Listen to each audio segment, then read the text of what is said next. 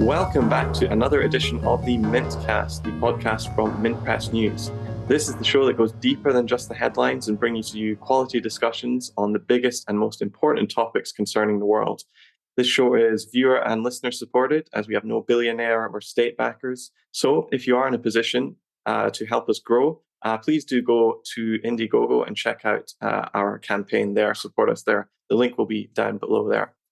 Now, we often deal with topics that can feel quite depressing here at Mint Press News, but Latin America often feels like a bit of a shining light of progress, with social movements electing wave after wave of radical governments across the region. Of course, the US is still very much has its eyes on the region that Joe Biden called America's front yard. So here to discuss Latin America Rising is Ollie Vargas. Ollie is an award-winning journalist and reporter, the co-founder of Causa News, a Bolivian outlet that publishes in English as well, so check that out too. He's also published within Press News. Welcome to the show, Ollie. No, thank you, Alan, for inviting me on. Looking forward to the discussion. Yeah, great to talk to you again. I'm sure we're going to touch on a ton of things happening across the region, but don't worry, viewers, if you haven't been paying close attention, we'll try and keep things simple and understandable for everyone, even though that's perhaps not so easy when we're talking about all of these places. Yeah, I wanted to start with Ecuador, if I could. It's in the news right now. With presidential elections underway, the unpopular president, Guillermo Lasso, is set to depart after dissolving the country's National Assembly in May. There is a leftist candidate, Luisa Gonzalez, who is leading the polls, but the situation right now is really far from clear. Adding more drama to the election was the assassination of one of the chief presidential candidates, Fernando Villavicencio, last week. Could you tell us a bit more about what's going on and what's at stake at Ecuador, and perhaps what path Ecuador has gone down in the past few years under Lasso as well?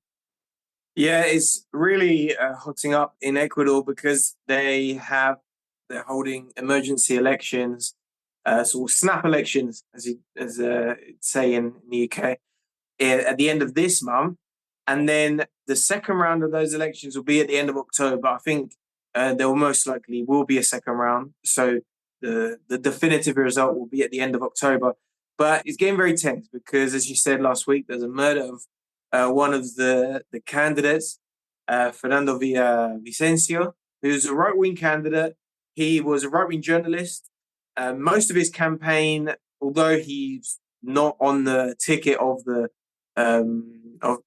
with the current ruling party, current ruling figures, he was a sort of opposition candidate. He was in around fourth, fifth place in the polls throughout the past few months.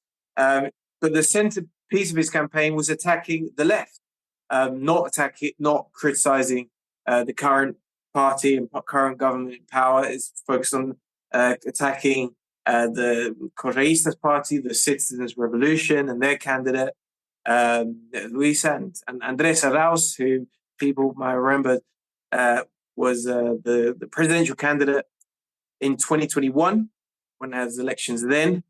And yeah, it's the line that the media is using now following the death is to try and take political advantage of this death to say, bring up old tweets from Korea, criticizing this journalist, say, well, look, wink, wink, nudge, nudge. Do you think this guy was the one who ordered this hit?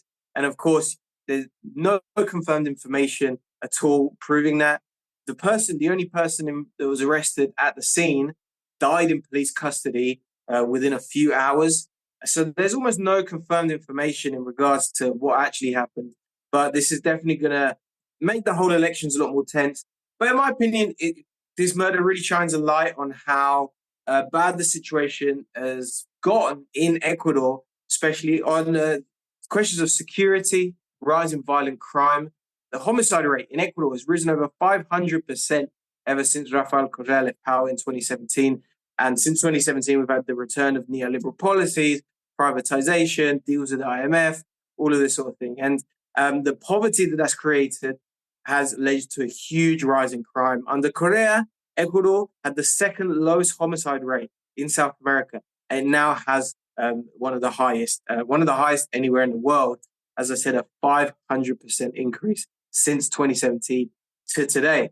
And that's something I used to live in Ecuador myself. It's something that you see on the streets. It's a huge concern. Huge numbers of Ecuadorians are leaving the country as well, migrating out. The largest growing group of people crossing the Darien Gap, which is this sort of jungle area in Panama, which is migrants going to the United States on foot. The largest growing group of people crossing that are Ecuadorians. So this has triggered as well a migrant crisis, both in the region and at the US border. So the situation in Ecuador has really deteriorated since 2017, and that's why there's so much at stake in these elections. Yeah, you mentioned somebody who some viewers might not know too much about, Rafael Correa there. He was the president from 2007 to 2017, and he's still a very, very popular figure in the country. Even though he's been persecuted by successive governments, he doesn't even live in Ecuador anymore. Yeah, he managed to reduce poverty in his 10 years in power by 38%, and he halved extreme poverty. I know he doubled social spending, particularly in education and in health and in housing. And I think he was more or less able to do this because he really took on the international banking groups like the IMF and just refused to pay Ecuador's odious debts. He also managed to nationalize the country's oil sector, which was, partially nationalized before, but really it was the oil revenues that jumped up extraordinarily during his time. He played hardball with the Western multinationals. He managed to change the country's oil revenues from 13% of total revenues that were coming out of the ground to 87%, which really annoyed people in Washington and London and Paris, etc. So yeah, I think Correa and his movement, the Correistas, certainly have a lot of public goodwill still in Ecuador. And as I said, his successor, or I don't know if you want to call her that, but Luisa Gonzalez is indeed still number one in the polls right now. But I saw recently that you tweeted something about the US government having signed an agreement to train Ecuador's military, which you kind of suggested that could be some pretty shady business that they might be preparing for a coup. Do you think that's likely? And has US interventionism in Latin America reduced, or is it alive and well as ever? Absolutely. I think it's very suspicious that 1 month for historic elections, crucial elections in which I think the stakes could not be higher for the country. The 1 month before that, they signed this wide-ranging military agreement for military cooperation, which the United States will be training Ecuadorian troops. And as we know, viewers may know, may not know, that Ecuador has a recent history of coups. In 2008-9, Rafael Correa himself, during his first period in office, suffered a coup. He was taken hostage, kidnapped, and then returned to power when the people of Ecuador came to the streets and essentially, erected barricades, went on strike, and made the country ungovernable for the sort of police led coup that had taken place against Rafael Correa. And Correa was able to return to power. So Ecuador has a history of coups.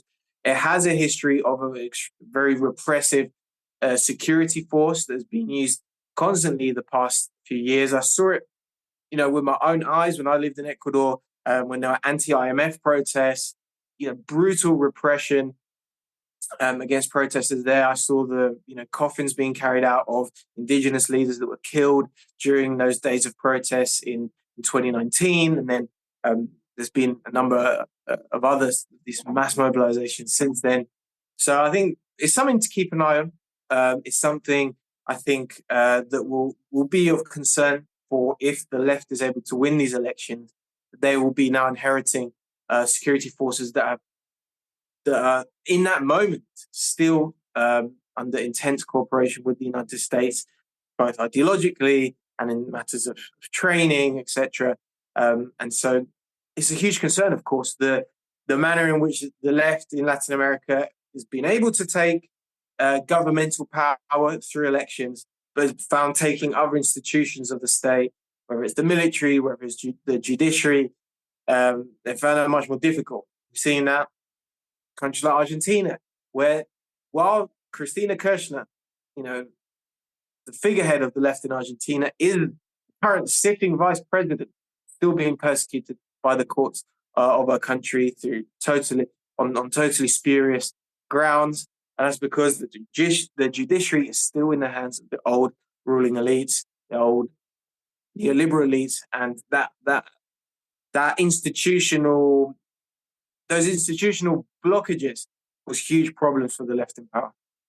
Yeah, most definitely. And so many of these army officers across Latin America are actually trained in the US at the School of the Americas, or whatever it keeps renaming itself, the WINSEC now, I believe it's called. And this is an organization that's trained, I believe, 84,000 Latin American officers, whether they're police or military. And they train them specifically to go after what they say communists, which really means basically democracy advocates, so trade unionists, politicians, etc. And that really creates such a culture of fear within Latin America, and really a culture of like looking out for any or all sorts of dissent among Latin America's military. And they see themselves as really having to stamp that out. And we've seen so many coups over the past, pick a date, 20 years in Latin America, which have had US either direct involvement or quiet involvement, whether it's in Venezuela in 2002, or the wave of counter-revolutionary violence in the 2010s, or the Bay of Piglets invasion that happened not so long ago in Venezuela, or the judicial coup against Fernando Lugo in Paraguay in 2012, or how the US helped oust President Dilma Rousseff in Brazil in 2016, Nicaragua, Bolivia, there was a secessionist movement there that the US supported. I mean, we can go on and on and on. But I think pretty clear that the United States has not given up its ambitions on trying to control that part of the world. But I guess the United States is a bit more laser focused on Russia and China right now. And I guess that's really the issue that's dominated much of North American politics for the last 18 months. In a way, that's the Russian invasion of Ukraine. What has Latin America made of the Russia-Ukraine war? Have they taken sides? What's the prevailing attitude there, do you think? The prevailing attitude from the very beginning and still today is one of official neutrality. It's particularly with the economic crisis that has come out, particularly following the Western sanctions on Russia that disrupted the energy markets and a number of other industries. Latin America has suffered enormously. And national governments, whether left or right, are much more focused on their domestic issues than, having an official position on issues on issues going on in Europe. And that has been the case from the very beginning. The only government that has been very, very vocal about supporting one side has been the government of Chile under President Gabriel Boric, who I'll define as a liberal centrist president, and he's been very, very vocal in his support for Ukraine. He's held a number of meetings, virtual meetings with Zelensky, has brought up the issue at international forums, at the UN, at Latin American regional forums. But in terms of, for example, supplying arms to Ukraine, there's not been any of that within from Latin America. Of course, Latin American governments allied to the United States, they are recipients of military aid from the United States. So there's nothing that they would be able to give Ukraine, even if they wanted to, because they are they are themselves armed by the United States. And from countries that we can define as broadly, left governments, some Venezuela, Bolivia, etc., there has been a continuation of relations with Russia. They haven't,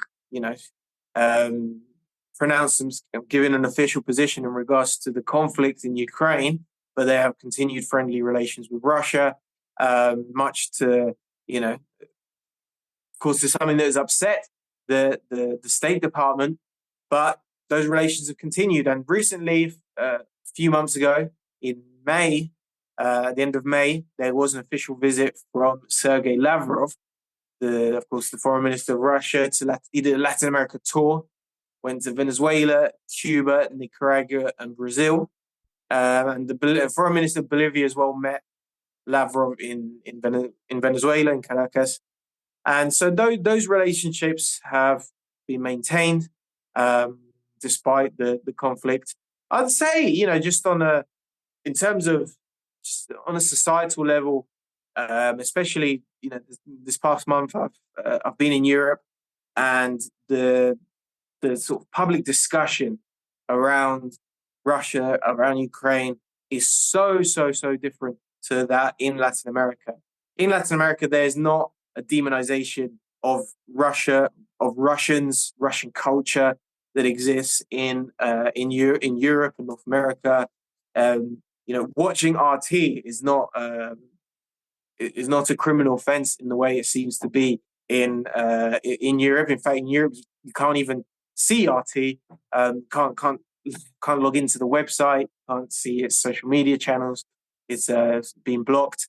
Whereas in Latin America, for example, before YouTube took down the channel of RT in Spanish, that was actually the number one news channel in Spanish language news channel on YouTube, higher than CNN Spanish, higher than Telemundo, any of these organizations. So there's a different perception. It's something that doesn't dominate the news cycles. If you turn on the BBC in the UK or anywhere else in Europe, you'll find constant discussion about Russia, about Ukraine. That doesn't exist in Latin America. People are much more focused on, I would say, the economic crisis that has been triggered ever since the energy markets were disrupted following sanctions. How has that affected Latin America then economically? Well, it's had a huge effect. It's almost that the majority of Latin American countries have subsidized fuel, and the rise in oil prices has, even for countries that produce oil, has put strains on national budgets, because they now have to increase subsidies on fuel, because if fuel prices rise in Latin America, that's when riots happen, that's when cars start being burnt down, that's when government buildings start being burnt down. So maintaining fuel prices has been a real challenge. Where fuel prices have risen, there's been huge protests. We've seen that for example, in Peru last year.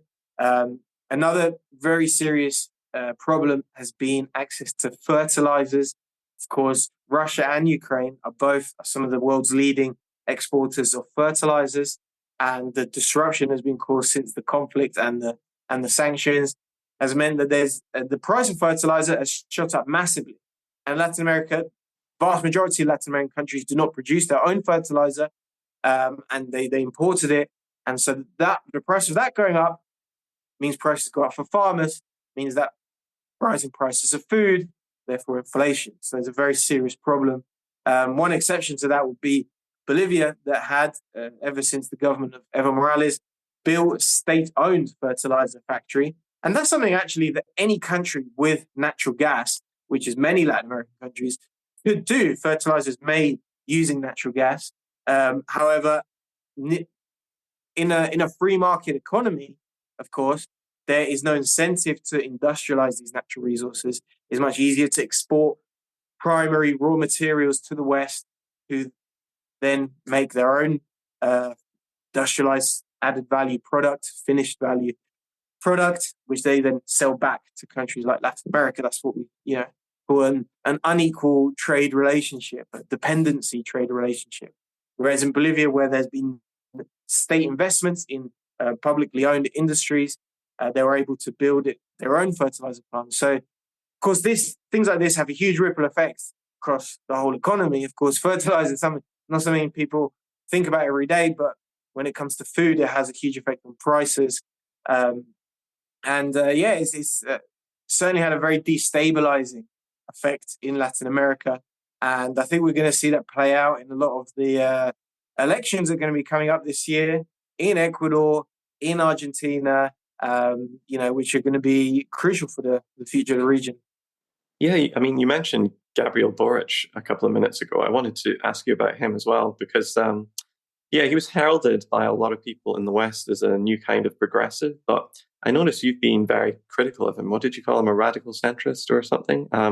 Why is that? Where do you think he fits on that sort of political scale in Latin America? Well, Boric is someone who came out of the student movements in Chile. Um, I would say middle class student movements within Chile. He's not someone who comes out from, for example, the socialist left or from trade unions or indigenous movements, etc.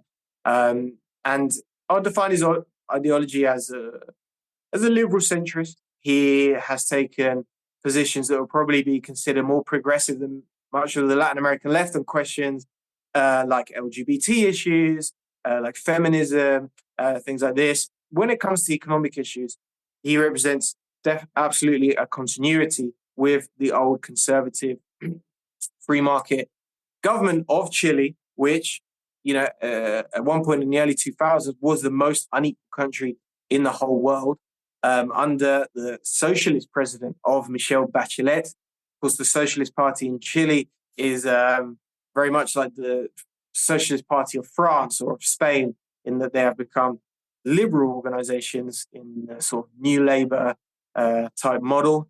And Boric is certainly a continuation of that. On foreign policy issues, attached himself to Zelensky, constantly talking about Nicaragua, Venezuela, Cuba, attacking them more so than right-wing governments of the region and out-and-out conservative governments of the region. Something that's he's preoccupied with himself with to a massive extent, I would say performatively.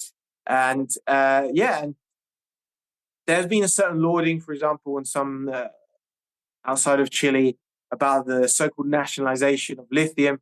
In fact, there was no nationalization of lithium in Chile, which is currently the largest exporter of primary raw material, which is, say, salt, essentially digging up salt and selling that to countries like Australia, who then make their own lithium batteries.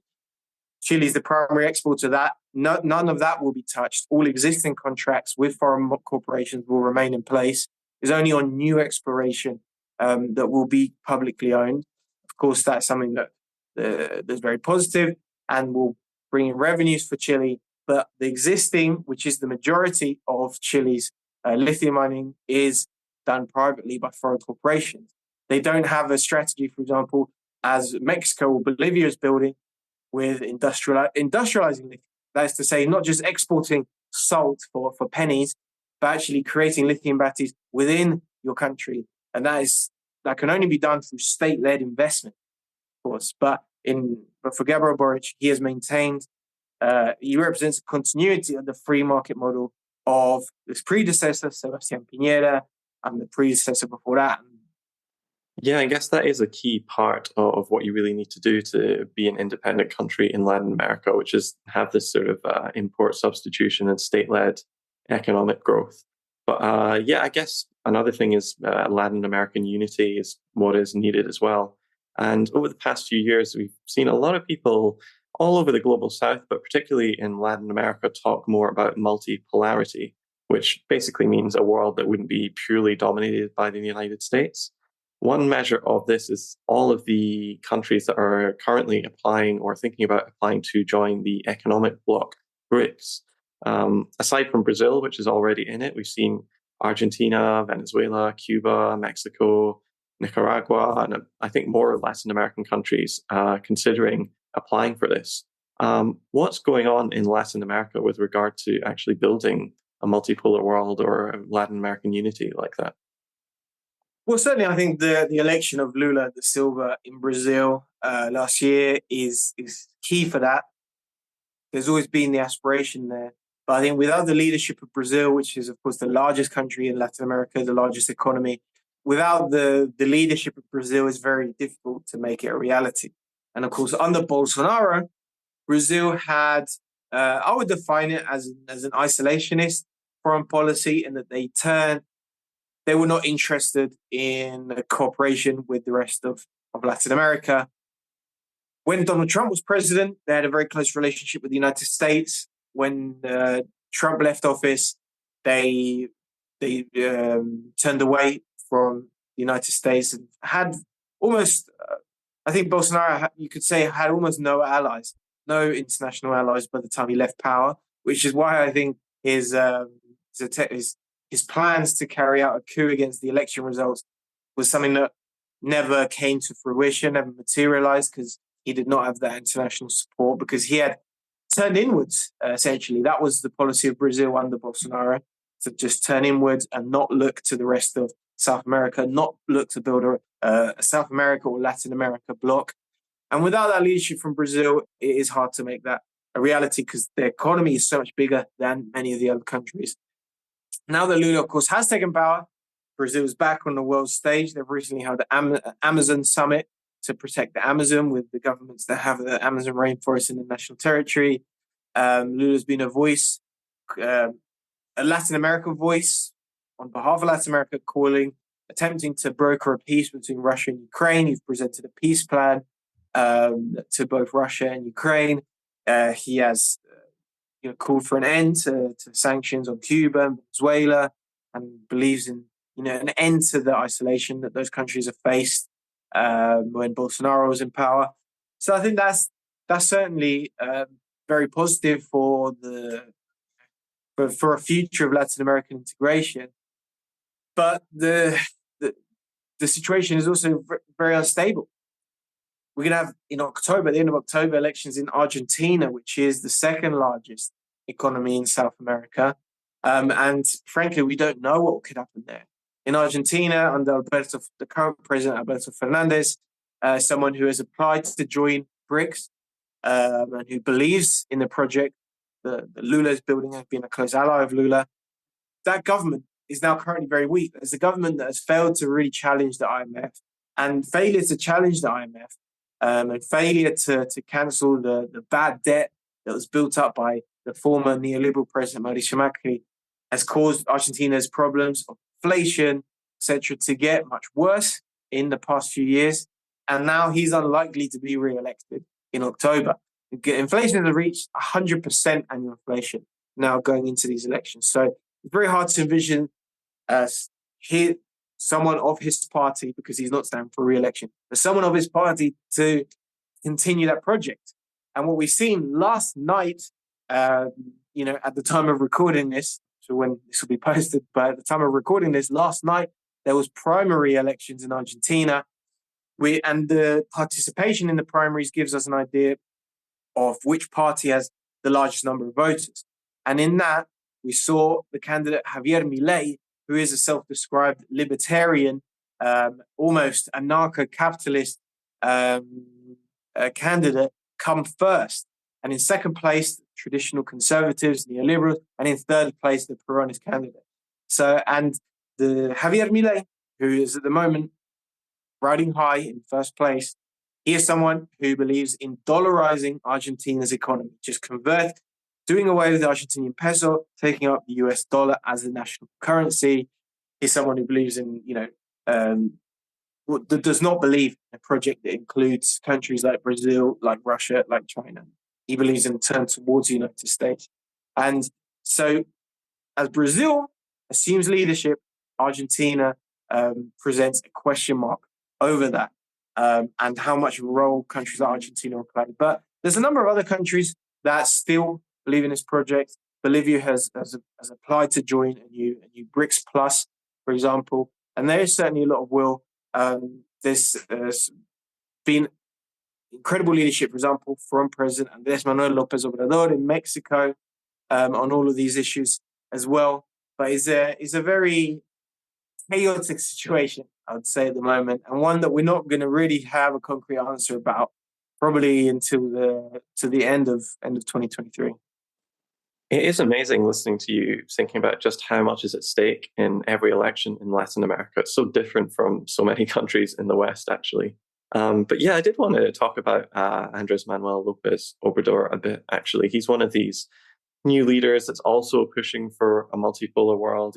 The president of Mexico, AMLO, as he's known, he's really ruffled a lot of feathers in Washington and indeed in Mexico as well. But he's also got quite a big support base internally. What's going on in Mexico under AMLO? Why is he managing to stay so popular?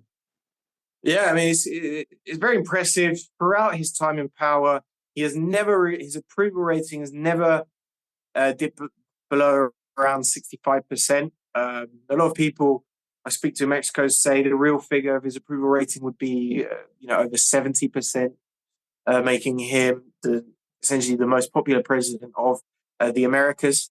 Um, Very recently, we've had one Nayib Bukele perhaps overtake him, but that's a special case. But Andres Manuel Lopez Obrador, over the years he's been in power ever since 2018, 2019, sorry, from the 2018 to 2019 period, has been consistently the most popular leader in the whole of the Americas. And um, if you read foreign correspondents based in Mexico City, they'll constantly say, scratching their heads about how this could happen, despite the fact they live in Mexico and have the opportunity to speak to Mexicans. They clearly do not do that. But if you look at the facts, President AMLO has massively raised the minimum wage, kept inflation low, massively raised state pensions. That's something that when I was in Mexico a couple of years ago, people told me constantly, because it meant that, elderly family members could live with dignity for the first time. And that, also had an effect of lightening financial burdens on extended family, on their children, who often in Mexico had to support their elderly parents, because there was no other support systems in place at the time throughout the whole neoliberal period. And now, under President Andres Manuel Lopez Obrador, there is a infrastructure, or better infrastructure, in place now. And so things like this is ways that people's lives have been changed in material ways.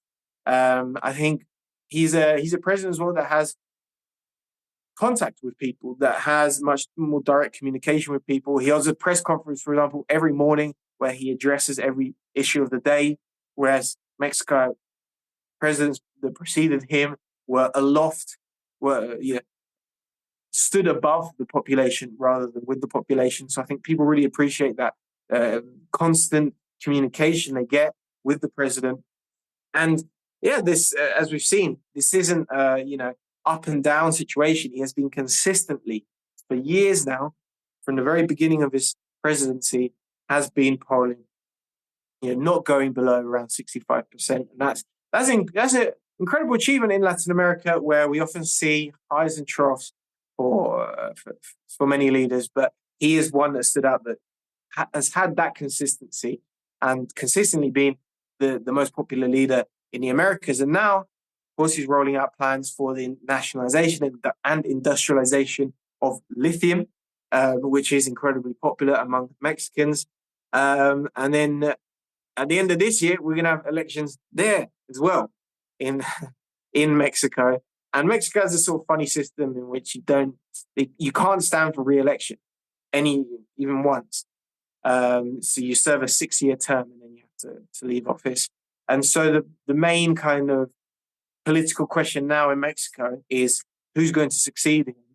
And rather, I should say, the primary elections within his party, Morena, who's going to be the candidate for Morena, because whoever the candidate for Morena is extremely, extremely likely to be the new president. Because the old neoliberal parties, the PRI, who have been in and out of power for 100 years, literally, the PAN, the Conservative PAN, PAN, they are nowhere to be seen in the polls. The hegemony that Andres Manuel has built over this time is extraordinary, and I think whoever he backs will win re-election. And that's going to be quite interesting. We've got two sort of candidates there.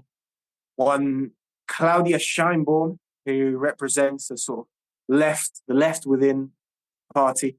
And on the other hand, the Foreign Minister, Marcelo Ebrard, who represents, I think, the right of within Morena, within Andres Manuel Lopez Obrador's party. And those two are going to battle it out. And that's going to be the biggest issue in Mexico going forward, is which of those two will be the candidate. Whoever's the candidate, very likely to be president.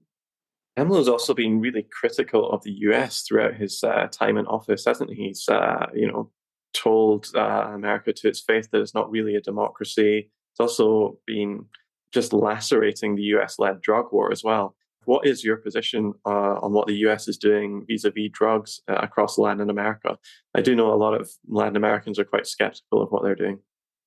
Yes. Well, the so-called war on drugs, if you look at its results, will suggest that the war perhaps is not going in the direction that most people would think, insofar as the countries with the largest presence of the United States, of the DEA, of US military training of local troops, etc. Those two countries are Colombia and Peru. Those are the two countries with the largest growing share of export of cocaine to the United States. Colombia alone accounts for well over 90% of the cocaine that's exported to the United States. And of course, Colombia, until just last year, was governed by pro US neoliberal parties that had only seen the situation get worse and worse as more and more DEA troops get into the country. More and more US military bases are established. Colombia has the largest number in South America. Peru is the second largest exporter of cocaine, and that is another country which has had, after Colombia, the closest relationship with the United States, with the second largest number of US military presence and DEA, all of that. Whereas the only country that has seen reductions over the last 20 years in coca cultivation, in cocaine production, is Bolivia. And that's because in 2009, the DEA was expelled from the country. You can see a correlation between where the US is most active and where, in fact, the drug problem is the worst and worsening, I should say, importantly. And Mexico has been, of course, another country on the front end of the US approach, which consists of militarization, of increasing violent conflict and violent repression against rural communities who are involved in, let's say, cultivating coca leaves or marijuana plants, things like this, because of the total poverty that their communities are faced in. Those are the ones that have seen the most violent state repression, by the fact that they are ones who do not profit almost in any way whatsoever from the drug trade itself. And that United States-led approach of repression first has been what has generated so much violent conflict in Latin America and in the whole of Latin America, and which Andrés Manuel López Obrador has tried to reduce. He hasn't expelled the DEA in the way that Bolivia did, but he has reduced the US presence, the physical presence of US agents within the country. And that, of course, has been very upsetting for the United States. But I think for a country like Mexico, it will be very difficult to have a clean break precisely because they are so close. And the US has such a large presence going back such a long time within Mexico itself.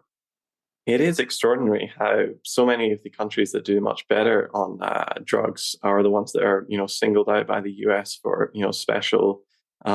special condemnation, like you said, Bolivia or Venezuela, when it's actually the countries that they're involved with the most that seem to produce and export so much. And, one of those countries, as you said, is Colombia. President Alvaro Uribe, was one of the real sort of kingpins in this, actually. In fact, internal US documents identified Uribe as one of the nation's most important drug traffickers and linked with the infamous Medellin cartel. The documents even said he was a close personal friend of the infamous Pablo Escobar as well. And so we have this absolutely bizarre situation where the US keeps saying these countries that are not going along with us are really the problem. But even their own documents show the exact opposite. Kind of reminds me a little bit of the situation with the heroin production right now and the Taliban in Afghanistan, whereby as soon as the Taliban have taken over, heroin production has cratered and gone to the floor. And we're starting to ask, what on earth was the US doing that whole time? And as you said, Bolivia has done a great job of reducing cocaine production, at the same time supporting the rights of indigenous people to grow coca, which is an important crop in Bolivian society that people chew, or I think they even put it in tea sometimes. And I guess that's the country you might know best out of all of them in Latin America. And since 2020, it's been ruled by a radical anti-imperialist party, the Movement Towards Socialism. Could you tell us what the government is up to there in Bolivia and what life is like there? Yeah, absolutely. That's, of course, where I work. I'll be heading back there next couple of weeks. And the main priority ever since when President Luis Arce was elected in 2020 was restore the economic damage done by the coup government that was in power for just 1 year, but entirely destroyed the economy in two main ways. One, by freezing all public spending on infrastructure. Almost everywhere around Bolivia, and I traveled around almost every corner of the country, especially during the election campaign.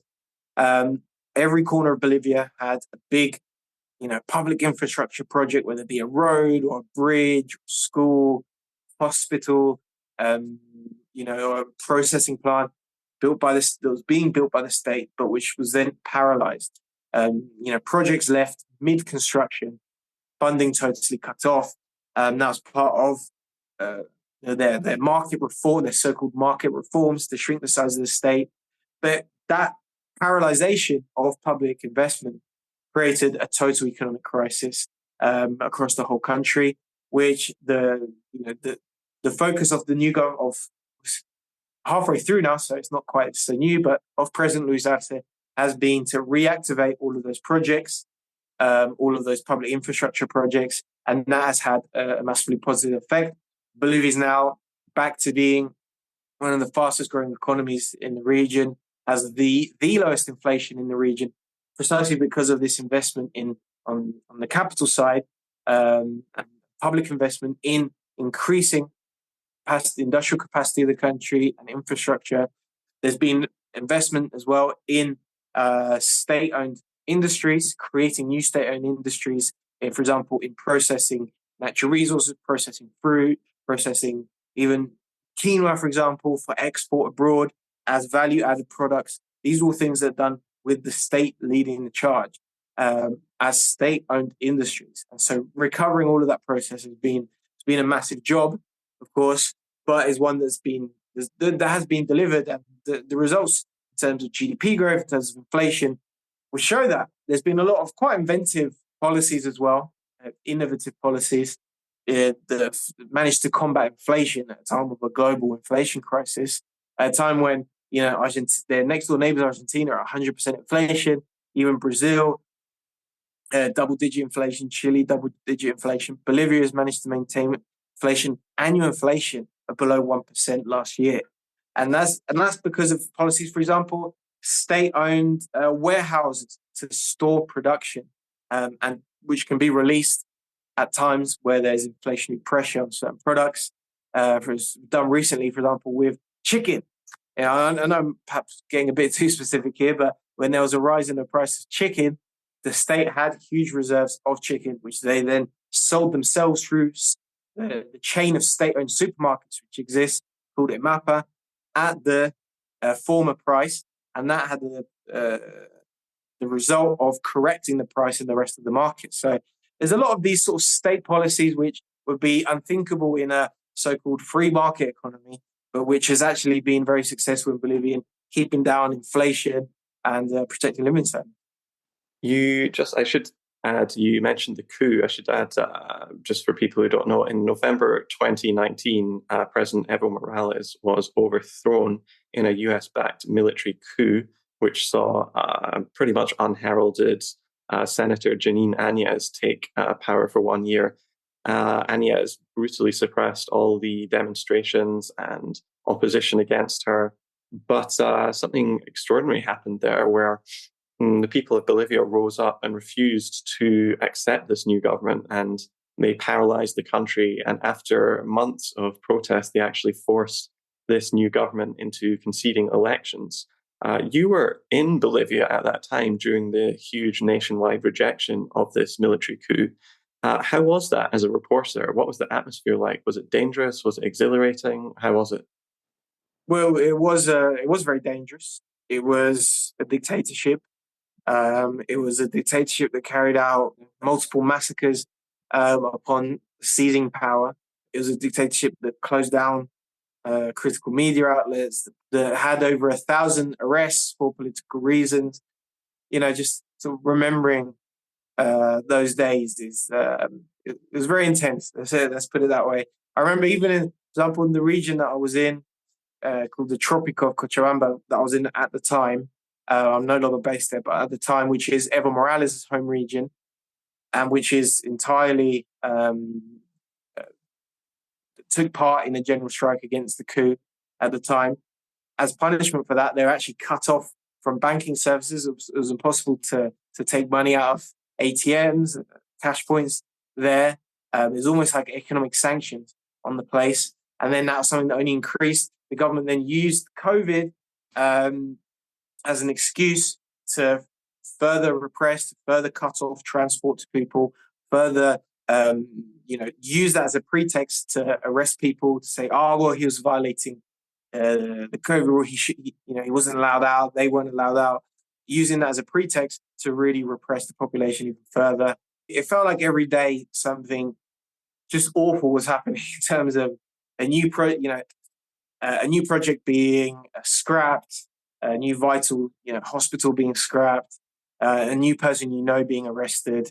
Many of my friends fled to Argentina during that time, were given asylum by the government of Argentina, which played a very, very humanitarian role throughout that whole year in providing refuge for people that are being persecuted by the Bolivian regime. And of course, I mentioned earlier the economic crisis that the coup triggered as well, and with their free market reforms. And that is why by the end, the coup president, Janine Áñez, left power with approval ratings in the single digits. And that's part of the reason for the victory of President Luis Arce, who won with 55% in the first round, a crushing victory, more than double around double the second place candidate. And it's the total destruction of the social fabric in just 1 year was something that's very traumatizing, of course, for society as a whole, and which is still very traumatizing. And in terms of coming to terms with the violence of that time and the victims who are still looking for justice, still looking for all of those responsible to be held to account and imprisoned. There have already been Janine Áñez herself, who led the coup, is currently in jail, as was another one of the coup leaders, Fernando Camacho. But people point to many others who participated in the coup, participated in the massacres, but who are not yet in jail. And that's, of course, incredibly hurtful for the victims, for the families of people who were killed, almost all of them indigenous people during that period. The two largest massacres, which took place in El Alto and in Cochabamba, Sacaba, Cochabamba. They're still searching for justice. More than 30 people killed as a whole during just the first 10 days of the coup itself. So there's still a lot that the country's coming to terms with. I think the arrest of Fernando Camacho is one of the most important coup leaders. That helped close some of the wounds. That was done in December 2022. But then that's also been a flashpoint for the right-wing opposition, some of which is openly fascist, to continue to try and destabilize the country. But the hegemony that the MAS has, with their victory of 55% in the first round, has dampened the possibilities of the opposition coming back through the ballot box. And there's a level of hegemony led by the movement towards socialism, very similar to that we see in Mexico with Andrés Manuel López Obrador. And so I think this is a project that will have continuity, that will be around to stay. It's going to be part of the Latin American landscape for a long time to come. And of course, you're reporting constantly on Bolivia with Causation News. Can you tell us a bit more about your work there and where people can follow you? Yeah. I mean, during that year in 2020, myself and my colleague Camila Escalante saw the need to inform the world about what was going on in English. There was very, very little information at the time, and there was no coverage, of course, by the foreign correspondents based in Latin America who didn't want to shine a light on the human rights abuses that were taking place by the US-backed regime. So we saw the need to try and bring light to that. We set up Causation News, find us at causationnews.com, and to really focus on that and to be a voice for social movements, indigenous movements that for whom the media did not go to at all whatsoever, but who formed the majority of the country and who led the change in government that we saw at the end of 2020 with the election of President Luis Arce. People who change history are the ones who were least listened to, who were given the least coverage. So we sought to correct that. And ever since the victory and the return of democracy in Bolivia, we broadened that out to include to cover Latin American movements, social movements as a whole, across the region. But it's been massively rewarding at times, quite difficult. Many threats along the way, particularly in 2020. Lots of both from within Bolivia and outside Bolivia, but it's wouldn't change it for the world. Wow. So that's CalcechaNews.com, right? That CalcechaNews.com, at Calcecha News on Twitter and we're on Facebook, Instagram, TikTok, all of that. Nice one. And where else can people follow you personally? People follow me on Twitter. I'm still calling it Twitter. I don't know if people call it X these days. Until that cultural shift happens, I'll still refer to it as Twitter. But at Ollie, OLLIE, Ollie Vargas 79. You can follow my colleague who's the co-director of Calcecha News, Prensa Camila. At Prensa Camila. She's great as well. She's currently in Nicaragua, doing some great reporting there. We hope to be able to be a permanent voice, an ongoing voice reporting on Latin America, particularly the stories that you won't see covered by the foreign correspondents of the New York Times or anyone else. Well, it's been a great pleasure to speak with you today, Ollie Vargas. Thank you for giving us your time today. No, thank you, Alan, and Mint Press.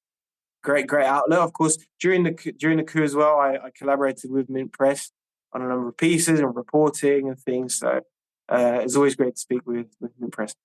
Yeah, with me specifically, actually, I remember those were good times. Yeah.